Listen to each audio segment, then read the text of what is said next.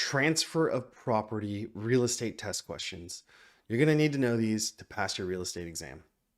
I'm Darren. I'm a licensed real estate agent and licensed loan officer in California, and my channel is dedicated to real estate education.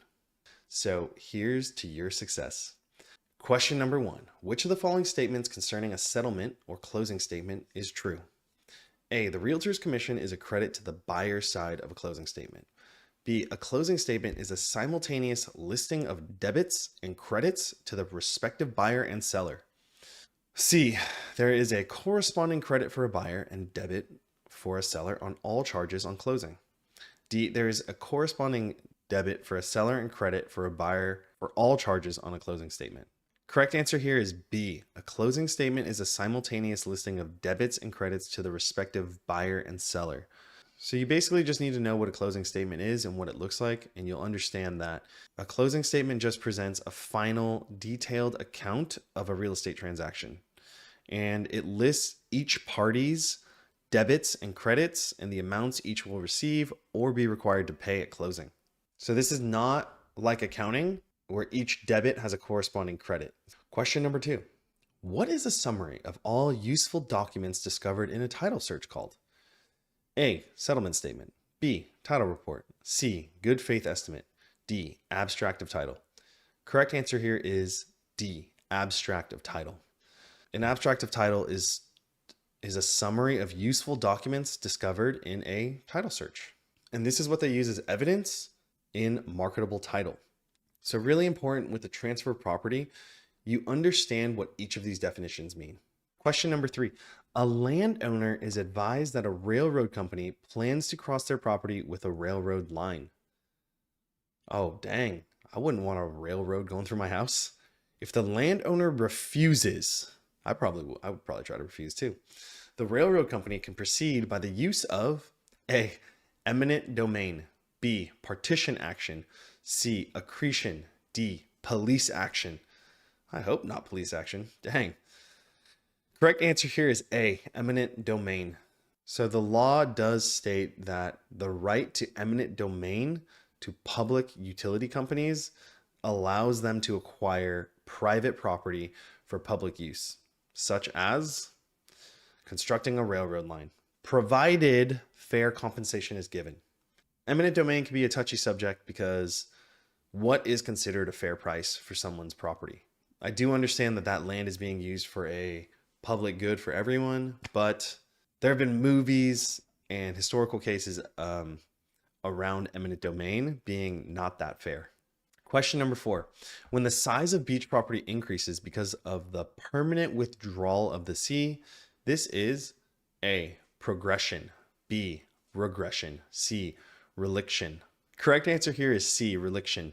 Reliction just refers to a recession of water from the usual watermark or waterline, which causes an increase in the land.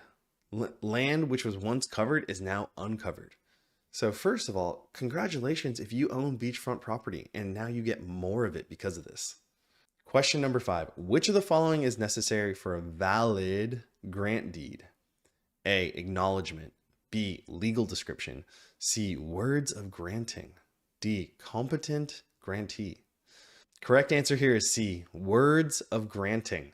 So answer D, a competent grantee, kind of feels like it should make sense here. The reason why a grantee does not need to be competent is that they could be a minor, for example. But a grant deed must contain words of granting to be valid. So when you are studying, make sure you go through the definitions at the end of each chapter and understand those definitions very clearly.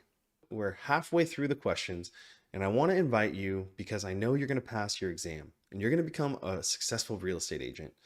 And so I'm going to invite you to get a weekly email from me where I share my experiences as a real estate agent. I share my wins, my losses, current marketing tactics that are working for me. If you'd like to hear from me every week, go ahead and sign up using the link below. So obviously I want to see you crush it as a real estate agent, but the first step is passing your exam. So let's get back to studying. Question number 6. What is the recorded notice of a pending litigation that may affect the title, clouding the title to prevent transfer? A. Attachment lien. B. Lis pendis. C. Mechanics lien. D, judgment lien. Correct answer here is B, lis pendens. So the recorded notice of the pending litigation is called lis pendens. It serves to notify potential buyers or interested parties of legal action that may affect the property's title. Question number 7. What instrument would be used when the government conveys title to a private individual? A, quitclaim deed. B, patent deed. C, reconveyance deed. D, gift deed. Correct answer here is B, patent deed. Here's the reason. Under homestead laws, when a landowner is given title by the government for making the land productive, they receive a patent deed. Question number 8. On a closing settlement statement, the buyer's mortgage is A, a credit to the buyer. B, a debit to the buyer. C, a credit to the seller. D, a debit to the seller. Correct answer here is A, a credit to the buyer. When it comes to the closing settlement statement, people often think of a mortgage as a debt, but on the closing statement, it's actually a credit to the buyer. This is because it reduces the amount of money the buyer needs to bring to the closing table. So I would recommend when you're studying, spend some time looking over a closing settlement statement and understand from a high level what the closing statement is and what things affect the buyer and the seller. Question number 9. The seizing of property by the sheriff to be held as a security for a legal action is known as A, writ of execution. B, writ of seizure. C, writ of attachment. D, writ of possession. Correct answer here is C, writ of attachment.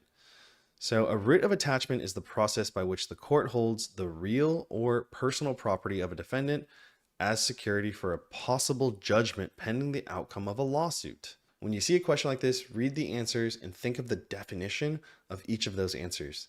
And then think about what the question's asking and see if that fits the definition of the answer. Question number 10. What kind of title does the vendee have? A, naked title. B, equitable title. C, quiet title. D, bare legal title. Correct answer here is B, equitable title. So keep in mind, a vendee is someone that's entering into a land contract. When you see the word vendee, think land contract. And when they enter into a land contract, they do not get legal title until the terms of the land contract have been met. Before the terms of that contract have been met, they hold equitable title, which grants them the right to use and benefit from the property. A lot of the audience email me asking, where do I get these test questions? I get them from an online platform called Calibri. I personally use Calibri to pass my real estate exam and my loan officer license exam, and I stand by their products, right? I passed both my tests on the first try. Full disclosure, the link to Calibri is an affiliate link, so if you purchase anything from them, you are supporting the channel and increasing your chances of passing on the first try. Please drop a comment after you pass your exam. Me and the viewers love seeing other people win. Good luck with your studying. I'll see you on the next video.